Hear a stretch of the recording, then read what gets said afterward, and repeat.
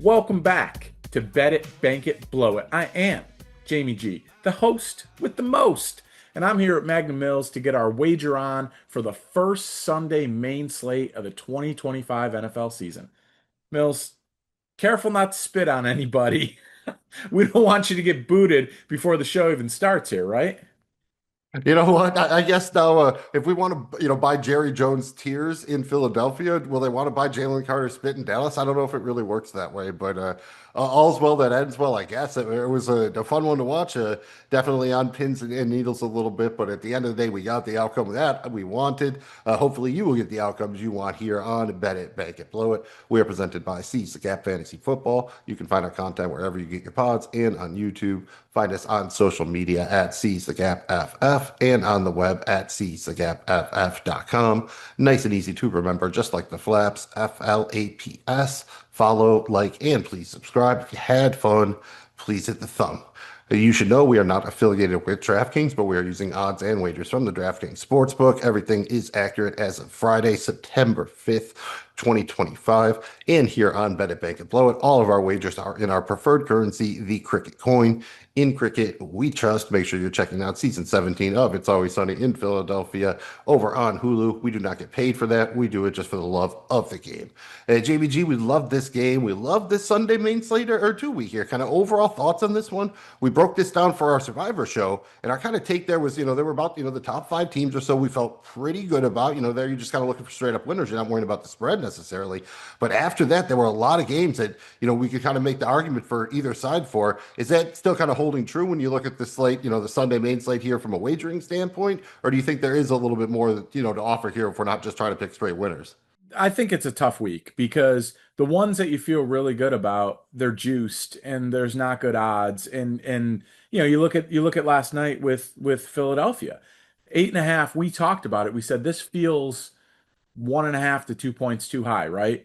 And it was. And really the money should have been on Dallas plus 8.5. And I think that's a good lesson. The ones that you really like this week, it's hard to find a good bet within them when you're talking about spreads. Definitely can't take the money lines because it's absolutely you're not going to bet something at 2 or 300%, minus 2 or 300. So I think it's digging down a little bit deeper, playing with some alternatives, and leaning into some props this week for me. But tough week, man. Week one, just like in Survivor, when it comes to sports betting, week one, you're just trying not to lose your ass.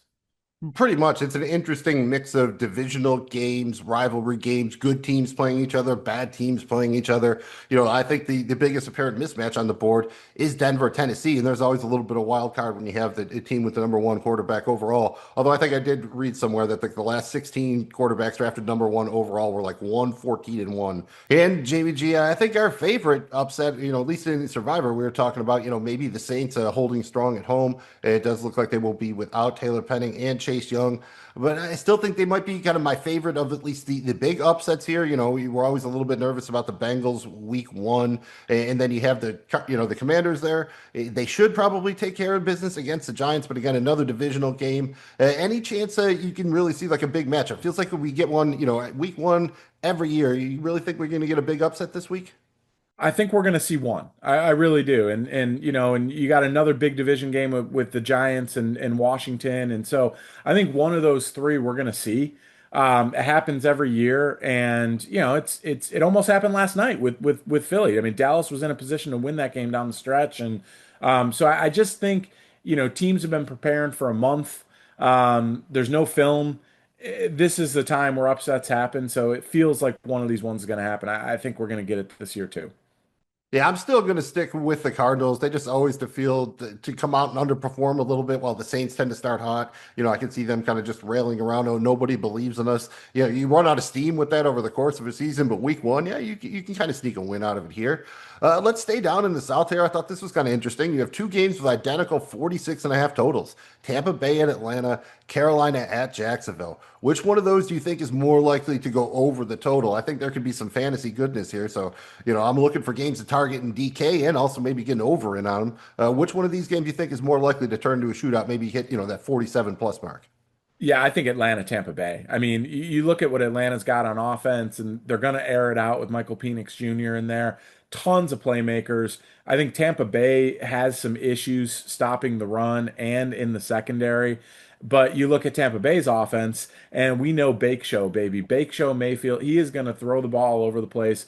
Bucky Irvin's going to be running it and catching it. And I just think that one has the potential to be a shootout. We saw it last year in these division games, dude. I mean, regarding Carolina and Jacksonville, while I think Jacksonville has the potential to be explosive on offense, first game with the first coach, Carolina, they've got some ability to play good defense here, but I don't know. It takes two to dance, and I don't know that Carolina's in a position to put up the type of points that we'll see Tampa Bay and both Atlanta be able to put up. I could see Jacksonville putting up some points. I'm not sure Carolina can yet. So to me, I think it's going to be Tampa Bay, Atlanta as terms as like who's got the potential for a high scorer.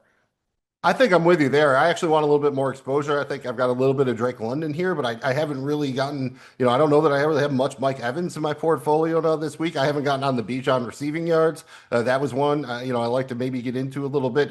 There's probably some fun stuff on the secondary at Tampa Bay receiving options, that kind of thing. You can always get down with Baker, so that's probably a game I want to take a little bit closer look at. How about your approach to the Lions Green Bay game? Again, you have another close spread, divisional matchup. Maybe Micah Parsons plays. My guess is he plays and plays, 20 snaps, something like that. Probably rushes the passer a little bit. Maybe he's out there more than that. It does seem like his back is at least a semi-legitimate injury, or either that or they're really just committed to the bit about the back injury. Has that really changed your approach to this game at all? Because I believe the line has flipped, right? At one point, I think the Lions were favored by a point and a half, and now it's over on the Green Bay side. How are you approaching this one? Yeah, this game was already going to be challenging just because when you look at Detroit, you're dealing with losing one of the best offensive play callers in the game in Ben Johnson heading over to Chicago, and you got a brand new defensive coordinator. Now listen, Dan Campbell, this is his team. He's mature as a head coach. I believe he will right the ship. They talent-wise, I think they're the better team. Green Bay though, is a good football team, and it's incredible the impact one single player can move the line like that. And that just goes to show you why the hell would you ever trade a 26-year-old pass rusher in his prime? I don't know. You could ask Jerry Jones that, but it does change it slightly for me here, Mills. It really does. This was a hard game for me to bet on, anyways, and I don't know that I'm run into the window to place a bet on this one, but it does change it a little bit. I still like Detroit here, and I still think Detroit gets it done. And if you can get Detroit at plus odds here, I think that maybe makes me maybe dabble in it a little bit more. But there is going to be an impact with Parsons, but I still think Detroit wins this football game, and you might be able to get them at a better number now. So I think maybe it's a good thing. Yeah, probably a game I'll pick and choose my spots. I like there's a couple of Gibbs props I like out there. Yes. I feel St. Brown's a good bet for yardage. I always like Jameson Williams with a splash play. So there's other ways you can go for that. I mean, maybe you want to go narrative street, Aiden Hutchinson to have 2 sacks and everyone's going to be talking about Micah Parsons, right? Maybe he's going to take that a little bit personally and try to get off to a head start in that MVP race and his new contract race because now he's got a big number to shoot for. One team I will say that I have had trouble with the past couple of years is probably the Houston Texans, especially I think I was on the wrong side both times in the playoffs. And now all year I've been really kind of on the Rams. And in our season preview, we talked about, I think we're both pretty big fans of the Rams. And I'm just worried that maybe I'm selling the Texans a little bit short here. You do obviously have issues with the Rams with Matthew Stafford and Jackson, their left tackle there.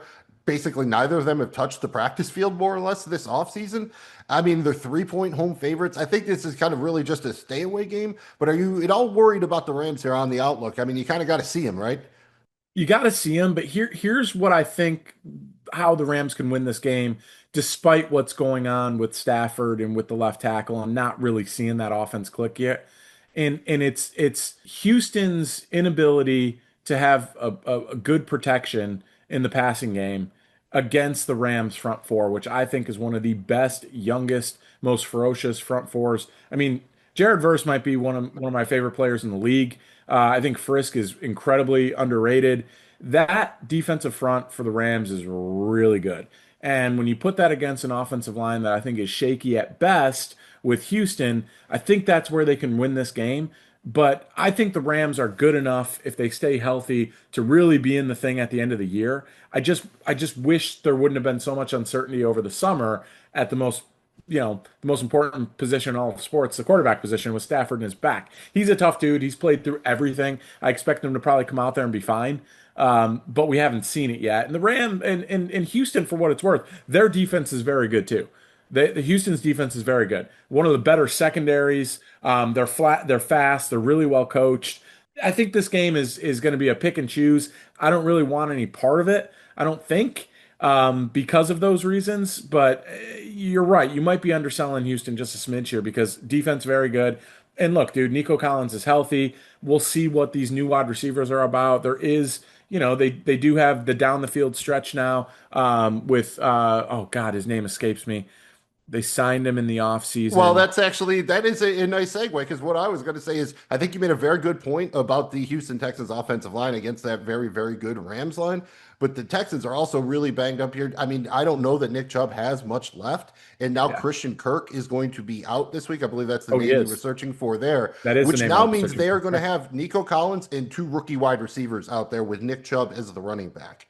And the Rams, they might not have Jalen Ramsey in his prime out there, but they should be able to focus as much attention on Collins as they want. So somebody is going to have to step up. Would be it Nook, who's it, Jalen Noel or Jaden Higgins. And I Wiggins. really was a big Wiggins. fan of Higgins here. So he's a guy I'm going to probably have a lot on my DraftKings lineups, that sort of thing this week. My dynasty teams are going to be hoping, but it could turn up into a far more defensive based matchup than we think. Right now, as we talk about this, I think what I like now is the under. I think so too. I haven't Absolutely. ran the We've talked exact before about numbers, but that. I think I'm starting to feel the under on that game. So maybe we found a little something there. So it's Yeah. good talk. We worked through it a little bit. I think that was well done there, and it's a game I'm certainly looking forward to watching. I think that's going to be a nice one to watch, especially I think only 4 games in the late window this week. Looking forward to that one as well, my dude. And every season, guys, the Westgate in Las Vegas hosts their NFL Super Contest, and we got to do it, man. We host our Supa Fly contest. Each week, we'll be picking our 5 favorite spreads based on the odds being used in the Westgate contest. Mills, you can lead us off this week, and we'll switch it up going forward. And no, we don't have the two-time winner, Steve Fresik, on our show. I wish you would, Steve. Come on, join us here one of these days. But for now, we'll do our Superfly contest. Right. We might be able to get Rickety Cricket if we have a bag of oranges. We'll see. I mean, oranges are very expensive in this economy, so we might have to have a couple of good weeks first before we can even afford cricket. All right, man. 5 picks here against the spread based on the Westgate odds.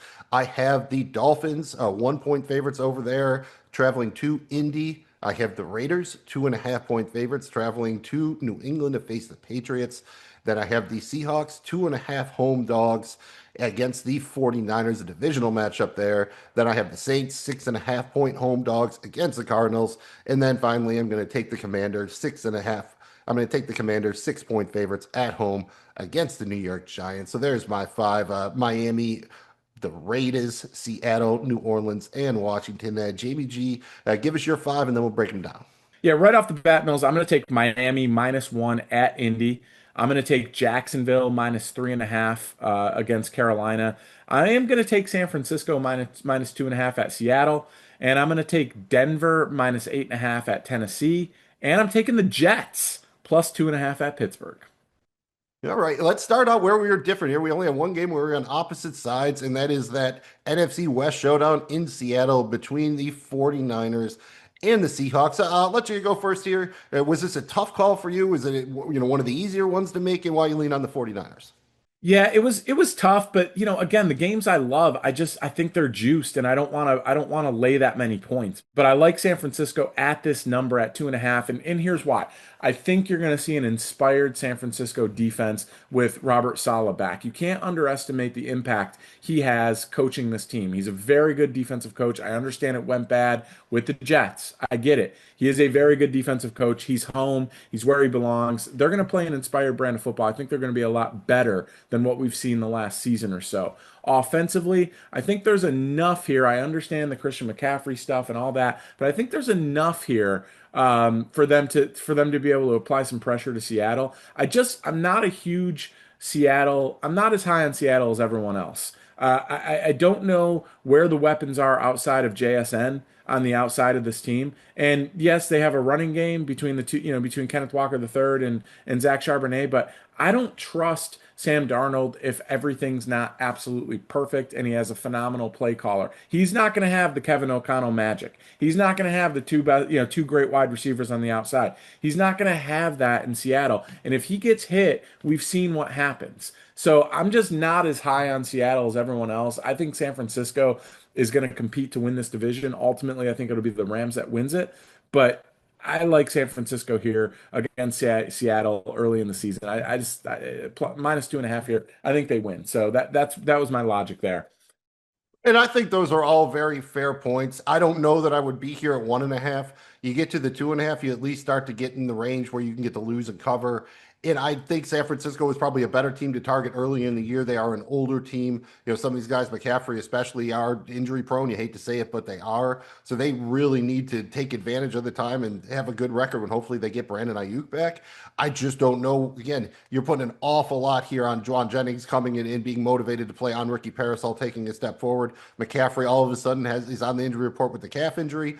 Shouldn't be anything, but I feel like we've seen this story before. I think George Kittle probably set up for an absolute monster game. Absolutely love Kittle here. I really think the Seahawks defense is what's going to help them here, and that running game. I honestly think that either Zach Charbonnet is going to get himself some work and have himself a game, or Kenneth Walker is finally going to get a fire lit up under his ass and show us that form he had a couple of years ago and be a legitimate game breaker. I don't know that I love Cooper Kupp anymore, but I think JSN's great. I don't mind the assortment of tight ends they have. I think Torrey Horton could be kind of interesting as a speed guy, as their third wide receiver. You always like to see a dude legitimately win a spot. He beat out MVS so bad that they cut MVS despite the money, and now he signed on the other side. So that's always a nice little narrative. Now you got Valdez Scantling over on the 49ers side, but it also shows you where the 49ers are at. They're at a point where they had to sign a wide receiver off the street who's going to play a significant role for them in week one. So that's a little bit scary. And I think their defense is definitely been depleted. They have some nice younger players, and I think Saleh could coach them up.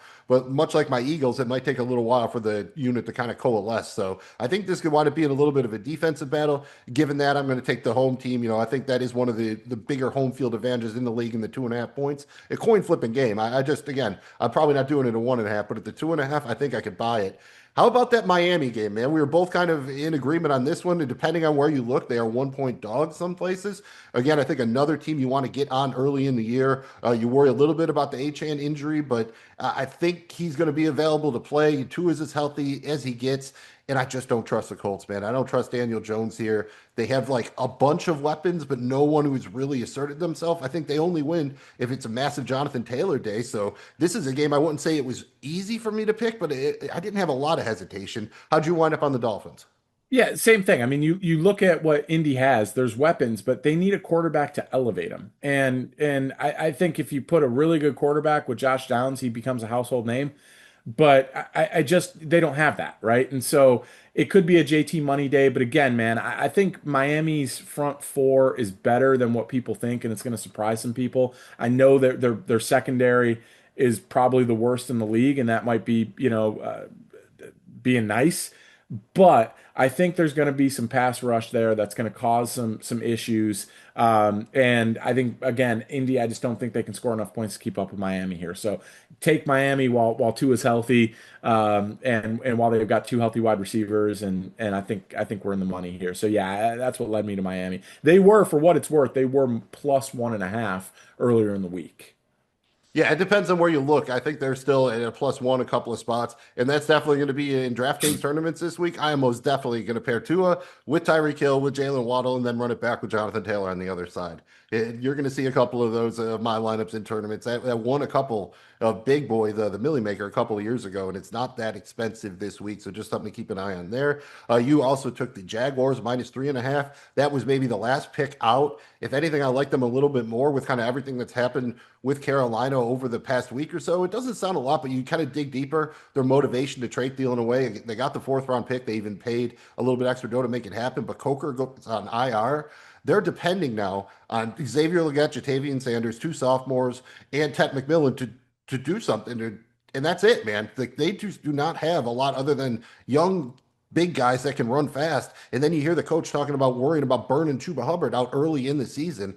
That makes me think that they're a little bit worried about their passing game and they're going to really try to lean on the run.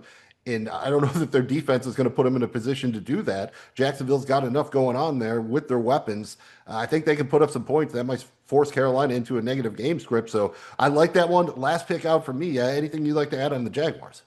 Yeah, just look, and I think that Jacksonville's got some players on defense too, and they definitely do, and I think they can apply some pressure, force Carolina to be one-dimensional, especially if they get an early lead. We'll see how the whole Travis Hunter thing works, but we know Brian Thomas Jr. is fantastic. He's a really good player. So I like what Jacksonville's got going on here, man. I like Liam Cohen. We'll see if there's any new coach bounce here, but either way, this is the time for Jacksonville. Like this is it. You gave Trevor Lawrence weapons, you gave him the offensive-minded coach. Like this is it, and this is a spot where I think they can win. So would love it if it was -2.5, but 3.5, I'm still comfortable.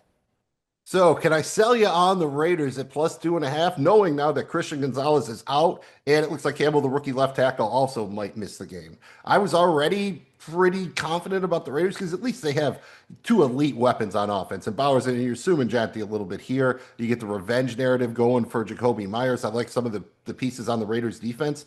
I like Drake May, but it's still basically crickets. I mean, Henderson, but they got to give him the role. I feel like they're going to force Stevenson out there for at least half the snaps, probably to the detriment of their offense. So that's why I was on the Raiders, man. Can I sell you on this one, or are you on the other side? Are you actually on the Patriots in this one? This one's so hard for me, man. Like I really, I'm leaning. And the other thing here too is two good coaches, right? We've got Pete Carroll. All he does is find ways to win games, and then you've got Vrabel coming back into New England. I'm probably going to go with the home team here. I don't know. I like what you're putting down. I'm close, but I don't know if I have the stones to do it. Let's put it that way. New England, there's still a lot of pieces missing here. I mean, I think Stephon Diggs has the potential to smash there. We really like Drake May. I think Henderson could be an outstanding back if they give him the volume. Defensively, I think there's a lot that needs to be filled here. The cupboard isn't, it's pretty bare in New England. So I want to wait and see kind of with Gino here. I just don't know, man. I'm probably leaning home, but I don't have a read on this one. I can't do it. See, I just think you're so deep down as a Bills fan worried that Drake May is going to turn into some super awesome superstar that you just feel like it's inevitable. So, despite the fact that he's best wide receiver right now is the 31-year-old Stephon Diggs coming off the torn ACL, you're convinced he's going to put on a Superman cape. So, I do think if they win that game, it probably is Travion Henderson making a couple of big plays, be it on offense or on special teams in a return. I think they're going to have to put up some points. I think the Raiders will be able to do that against that Patriots defense. So, I just don't know that the Patriots have the weaponry on offense right now. And that's kind of why I landed there. How about the Saints? Is +6.5 enough? We were talking about the upset maybe being there. I thought about trying to buy up to the 7.5, but you get into like -185 territory. We can't do that in this contest. I'm just talking kind of overall globally. So I rolled with the 6.5 here. Is that enough for you, or do you really need to get above that 7 before you really want to get in on it? I think it's enough. You'd love it to be +8.5, right? I mean, that's where you're like hitting the smash button. But I think it's enough, man, because I think no matter what, New Orleans, for better or worse, they're a proud bunch. It's the first game. I expect them to keep this thing close. I don't know that Arizona has the ability to go in there and set the world on fire. Can they go in there and win the football game? Absolutely. But I don't know that they're going to be able to go in there and put up, 30 points and put tremendous pressure on New Orleans. I think if New Orleans can keep this game close, under 20 points scored, I think they got a real chance here, dude. And I think they can. I mean, their defense, while it's old, it is savvy, and there are some good veteran leaderships there. It's a proud group. They're all healthy. It's the first game of the season. I think it's enough, man. I think it's enough at +6.5. You'd love it to be +8.5, but I think it's enough at +6.5. Yeah, totally agree with that. I really like Kamara here too. Again, another guy you Yeah, want to get on early in the season historically, and just yeah. again, older running backs. I think it's just a smart way to go. So if you like that, maybe lean into his props a little bit there. You took the Denver 8.5. I'm pretty comfortable with that just in my head. I have a very like, they want to get Cam Ward some positive momentum. I just feel like, Denver's up 13 late in the fourth quarter, and then the Tennessee gets a late touchdown drive for the backdoor cover. That's about the only thing that scares me. I don't think Denver's going to blow them out of the water, but I could see like again, that's the problem with the 8.5 there. That's only, and it's a proper number. It should be. Its number is what it should be, but. It is. I hate the number, and honestly, I just was already kind of finding. You know what it was, Mills? It's the team I like the most, and I'm already finding stuff that I'm like trying to have to talk myself into. I just think that offensively, Denver, not that they're a well-oiled machine, but I expect them to be able to put drives together and score points. I really do. Their second year in the system. I love what Sean Payton's done there. Bo Nix surprised everyone last year, including both of us on this show. I think that they're way more evolved than Tennessee, even though I think in the end, Cam Ward's going to be a really good quarterback. He's an outstanding prospect, number one pick for a reason. But defensively, Denver is a very good team. They were a very good team last year. They just re-signed Nick Bonito, gave him the bag. Like this is a team that can get after the passer, that get after the passer. They can take away half the field with Patrick Surtain. Legit, he is a legit lockdown corner. Like that's a lot for a rookie quarterback, and there's just not a lot in Tennessee on the offensive side of the ball or the defensive side of the ball. So I could see this being 24 to 10 type of game. So that's where I'm leaning. I like that. I think that is good analysis. How do you feel about the term getting the bag being used as getting the money? I like it. I think it's pretty good, but then I feel like they should actually give you a bag of money, like the bag with the dollar sign on it, right? They should. They're really Like that's missing an then you're actually opportunity getting the there. bag, even if it is like all filled Yes. with ones, because you could put a lot more money in a bag than you really think. Like you'd be amazed how small $1 million looks, and it's not really it's not quite the Breaking Bad Huel snow angel in the dollars that you would think it would be. Would you No. rather get a bag of cash or a giant Happy Gilmore sized check? The Giant. Oh man, I think I That'd probably be the cool. giant Like check. Micah Parsons, when you Yeah. sign, like at the press conference, sometimes they sign, they have the video when they sign the contract and everything. Would you rather get the big check or the actual bag of loot? Yeah, I think the check, but the bag of loot would be awesome too. And even two bags, you can hold it up like a bank robber. Like, yeah, that'd be very cool. Yeah, it can't be bags of gold because you wouldn't be able to lift it. No, no. It'd be a really tiny. You got to be a very disappointing size bag of gold if you want to get it in gold, or you'd have to at least have the Arnold arms or something to be able to pull them up. Gold is holding its value, Mills, and despite this crazy world. It is there, yeah. Because when we're all need water, I'm sure everyone will be very happy to trade it for gold. And one thing that I always have fun with, in just overall in sports in general, is the challenge trade. Usually, it's two teams trading players at the same position, kind of same, whatever general kind of overall reputation. You see a lot more in the NBA, but we actually had a quarterback challenge trade happen via free agency. Aaron Rodgers and Justin Fields basically switched teams. You are on the Jets. Is it just because they're the home dog here? You're getting the 2.5, or is it more complex than that? It's a smidge more complex than that. I love getting plus 2.5 here, but I legit think that, by the time Aaron Rodgers kind of hit his stride last week, and he was good weeks, 7, 8, 9, half the season was over and the destiny had already been written in terms of what the Jets were going to do. I don't see him starting fast here. And I think the Jets defense is flying under the radar this year. They get a healthy Jermaine Johnson back. They got two defensive tackles to pair interior on the interior with who I think, they already have one of the best defensive tackles in the league. Then you add Harrison Phillips, you add Nandi. They've got a motivated Ahmed Gardner in the back here. So I just think the defense is better than what people give it credit for. And as far as Pittsburgh goes, their defense, while good, it's also old. And there's definitely some gaps in there, man. Like you can attack this thing. And so I think the Jets might be the better team, anyways. But I think that defense, coupled with the slow start from Aaron Rodgers that I'm expecting, it's got me leaning Jets plus 2.5 here, and they're home. I have flip flop on this one so much. I can honestly see either side of it. So probably a stay away. In the total is nailed down so low that you really have no interest in the under, and it just can't Yeah. talk myself into the over. So really, that kind of feels like the stay away game. We had a couple of those we didn't pick, and we've only sort of mentioned. I guess Cincinnati just not doing it at 5. Would you do it at 3.5, or does it really need to get down to like 2.5 for you to do it? Are you worried it's going to be a tight one like that? I am worried it's going to be a tight one like that. Like I just, Jimmy Schwartz, man, and may the Schwartz be with you. They're a really good. He's a great defensive coach. I don't know what we're going to get out of Cleveland's defense. Can they slow down Cincinnati just enough? Because we've seen Flacco have those hero games where all of a sudden it's like the Browns offense is like scoring points and moving the football and everything, and they could. So it's just that coupled with the slow start from Cincinnati. I just don't know that even playing them in preseason and having a sense of urgency is enough to change that. So I'm worried, man. And Cincinnati's defense is really bad. I don't love their offensive line. Joe Burrow's got incredible footwork and he's a good quarterback, and they got two outstanding wide receivers. And I think Chase Brown is in line for a massive year. I'm just a little worried about it, man. I just can't get myself there. Division game, a little worried. Yeah, I've come around and I can be comfortable enough with the money line.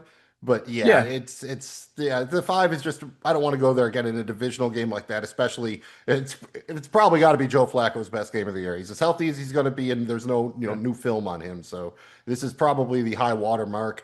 We talked about the Green Bay Detroit game. We talked about the Rams Texans game. We mentioned the total in that Tampa Bay Atlanta game. Any interest in Tampa Bay -2 here? I know Atlanta started out the last couple of seasons hot. For me, it's just again just a coin flipping game where I don't think I can talk myself into either side. Any different feelings on that one? Dude, to me this total it could be a shootout, whoever gets the ball last. I just can't go there. Like the points, like the fantasy options there, like some player props, but I just can't get there. It's just too much of a shootout between these two teams. Yeah, get your exposure to that game. Player props, totals over on DraftKings is playing the DFS side of things. That could be one of the better games to target if you want to stack one up. Straight up now, tell me, is it gonna be you and me together?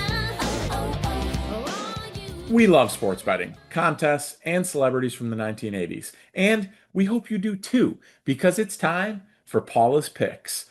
You might be asking yourself, what does Paula Abdul have to do with this? Well, Mills, he's going to straight up tell you now. Really, we just want a chance to reference MC Scat Cat. That's really the primary concern here. We've done this for a while now. Last season, we were kind of focused on underdog money lines, and this season, we're kind of just going to focus specifically on our favorite money line. And then at the end of the season, try to look back and say, all right, if we had bet these, straight up versus the spread, where would we have made more money? So we're just trying to have a little fun with it, do a little contest thing, but also maybe learn a little something while we do it. As far as the rules itself, we're each start out the season with 1,000 cricket coins, our preferred currency. Each week through the first 6 weeks of the season, we have to wager between 10 and 50% of our bankroll on our favorite money line from the week. That's it, just one money line. And then the parameters will go up a little bit as the season goes on. In the second third, from week 7, it'll be 15 to 75% of your bankroll. And then week 13, you can go for the biscuit if you want. You have to wager between 20 and 100% of your bankroll. And if you get down to zero, you lose. But otherwise, whoever has the most cricket coins at the end of the season wins. So you can change your approach throughout the season based on where you are in the contest. You can just try to have a specific strategy. That's kind of the fun of the game. I will go first here, show you how it's done. This was a bit of a tough one. I thought about just taking favorite underdog money line, maybe just going with that Dolphins money line. I thought about going a little lighter on the Washington or Cincinnati money line, but I decided just to go with the comfort food here. I'm going to put 250 cricket coins on the Denver Broncos money line.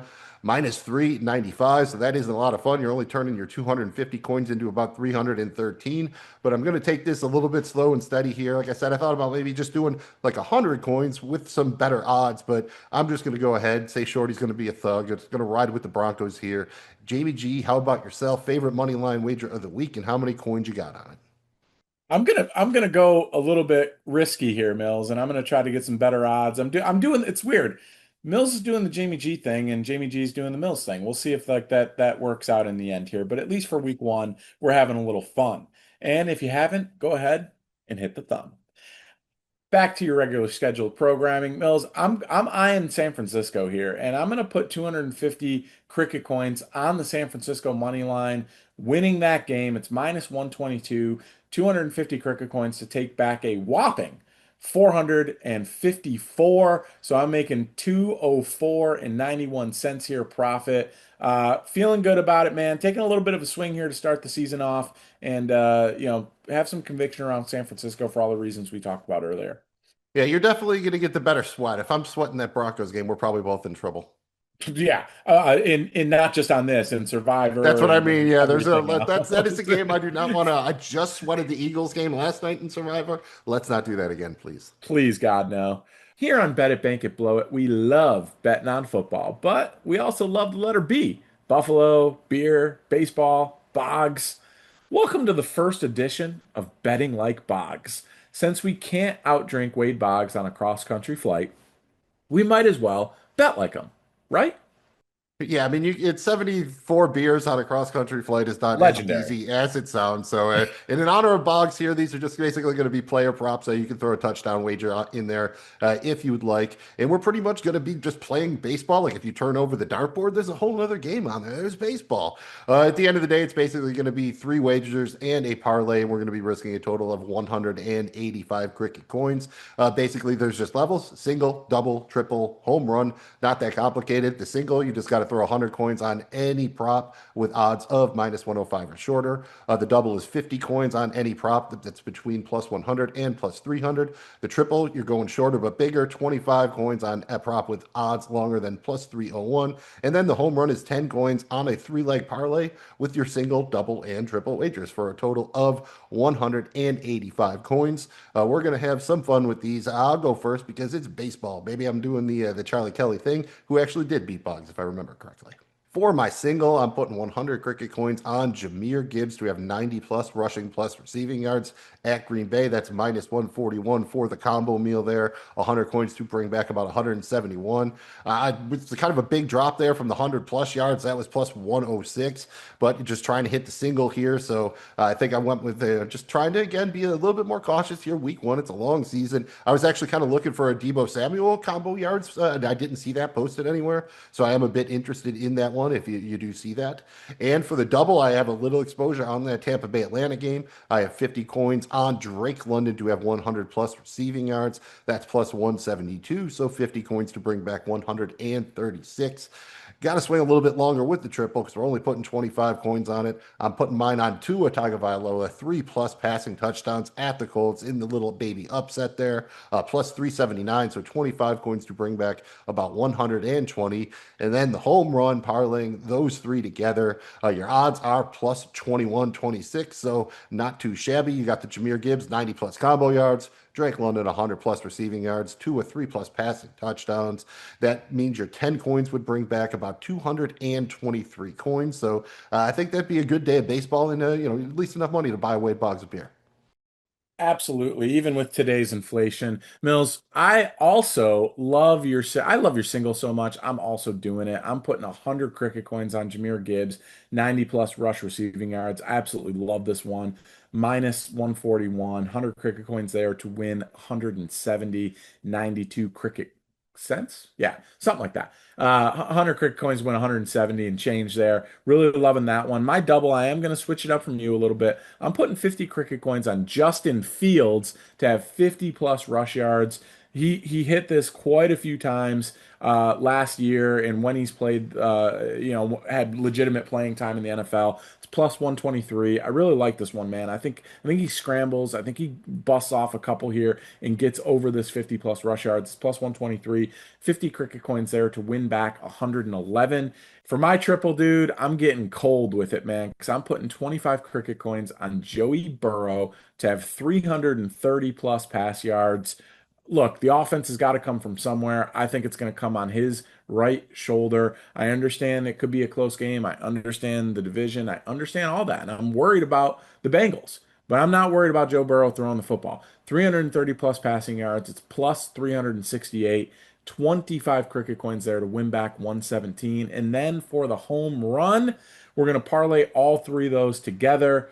And that gives us plus 1,683 odds. So 10 cricket coins there to win back 178. Mills, be a pretty good day. Yeah, I mean, you got to get Boggs with it, baby. That means you got to have a little fried chicken with your dinner, with your beers too. Poor Wade Boggs, man. I mean, good news, bad news, right? Like he probably never has to pay for a beer, but everyone probably wants to have a drinking contest with him. Yeah, It's well, one of I've those like a stopped. monkey's paw wish, right? Like you will get your beers will be forever paid for, but everyone will always challenge you to a drinking contest. It's very monkey paw, I feel. We just got to figure out his liver supplement situation and mimic that. Shout out to the Boggs and his liver. It is time to slow things down with some floor play. Is that Barry White in the background? I don't know. Yes, that is a house party reference. Shout out to Kid and Play. Mills, tell us everything you need to know about floor play. Well, look, what we're trying to do is there's never a completely safe bet in football, but what we're trying to do here is work on just some nice, slow, incremental bankroll building. We did a version of this last year, and so we're kind of just changing it up here and see how we can do with it. Once again, we're going to start the season out with 1,000 cricket coins each. Every week, both of us have to wager 50% of our bankroll on our favorite floor wager, basically anything that's minus 150 or shorter. Whoever has more cricket coins at the end of the season is a champion. This should be right up Jamie G's alley. Let's see if I can take him down here. He is the captain of the tortoise strategy. Let's see if it works.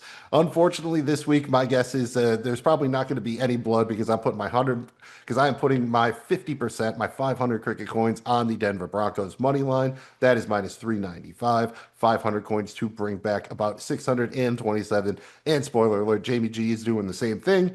I don't think that we really need to overanalyze this. We talked a lot about it already. I mean, just this is it. If you're willing to eat such short odds, this is the play this week.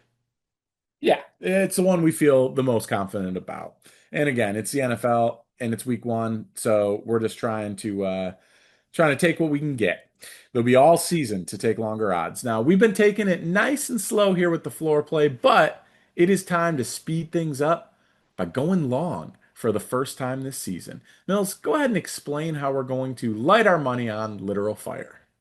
Well, pretty much we each get 100 cricket coins to throw on some long shots. It's kind of up to you how you do it. You can do single wagers, at least one, no more than four. Minimum odds have to be plus 200. Again, you got to wager the whole 100 coins, or you're free to do a parlay, any parlay with between 2 and 4 legs. Minimum odds at plus 500 because we are going long for those 100 coins. Again, whoever has the most coins at the end of the season wins. And this is kind of the opposite of the floor play. Instead of trying to do it slowly and incrementally, we're seeing if we can get there just by hitting a big one a once in a while. So it's up to you, man. You can balance your bankroll risk however you want to do it. Well, once again, I'll go first just to give the example here. In future weeks, JBG is going to get to go first more. I guarantee you that.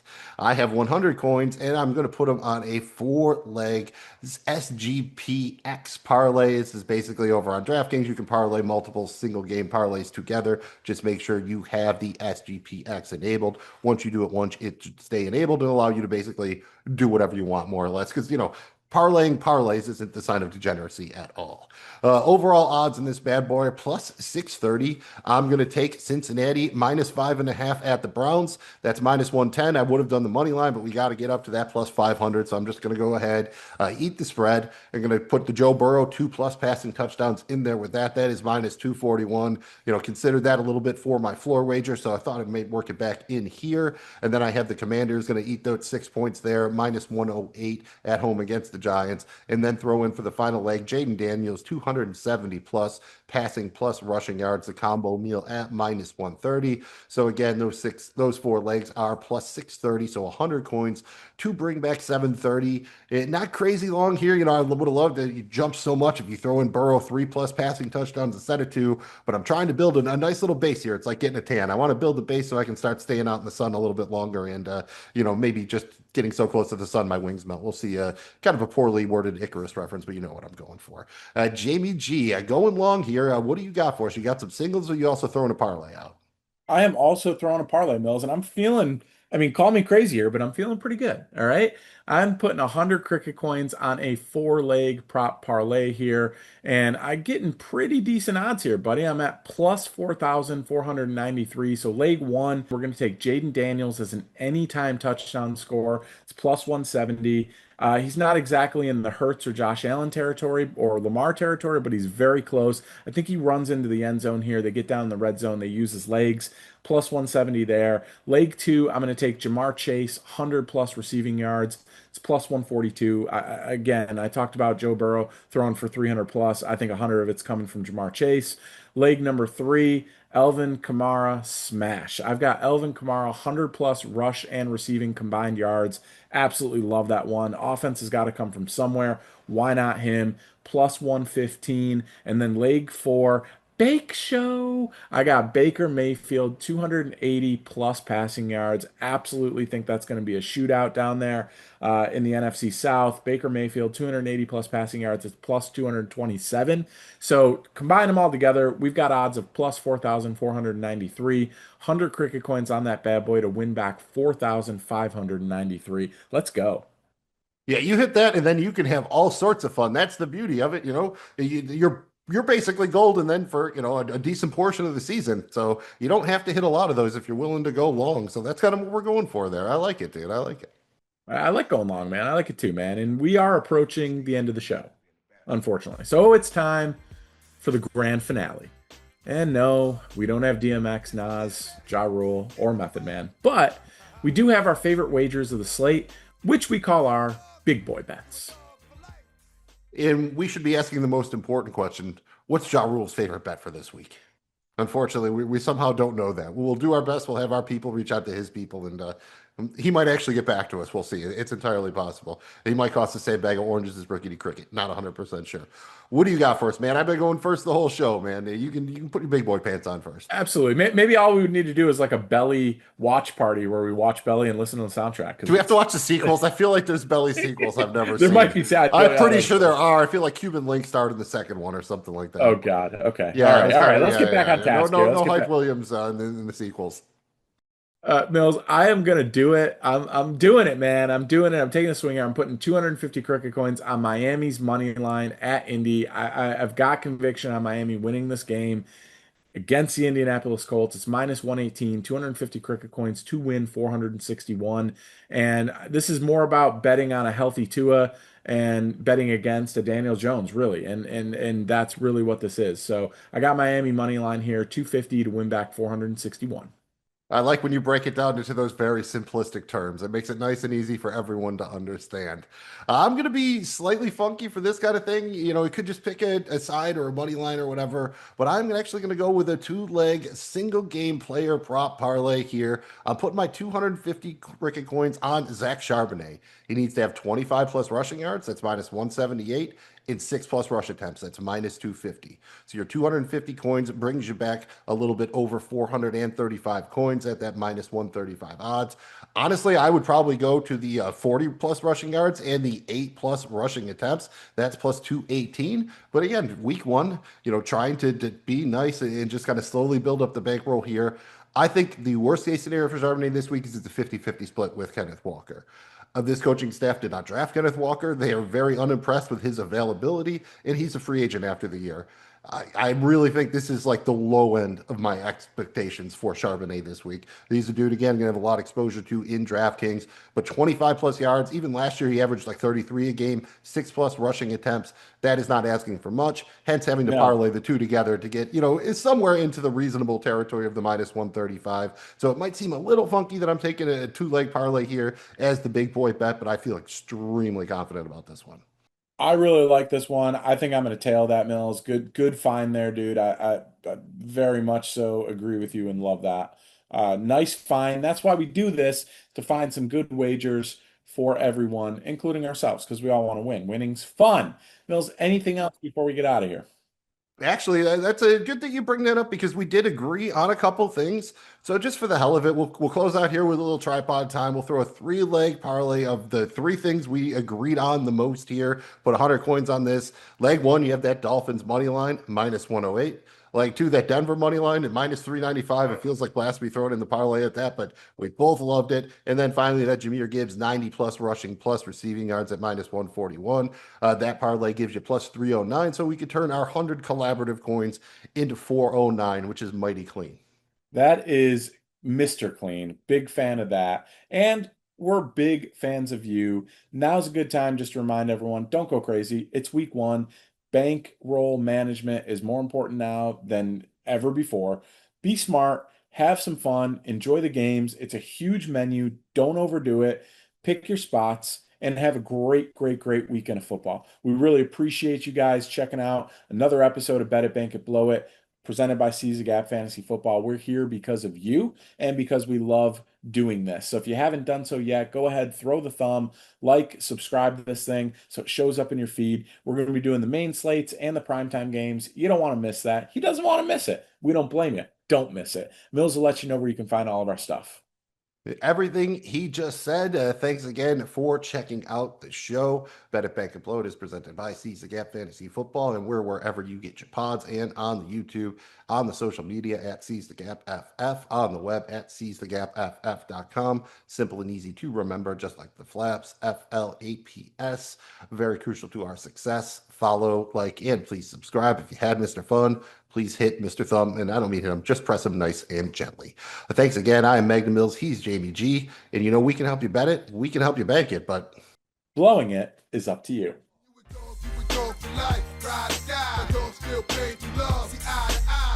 One shot at life, let us fly. Come on, niggas. Dogs roll loud. When you a dog for life. Ride or die. My dogs feel pain through love. See eye to eye. Give us one shot at life.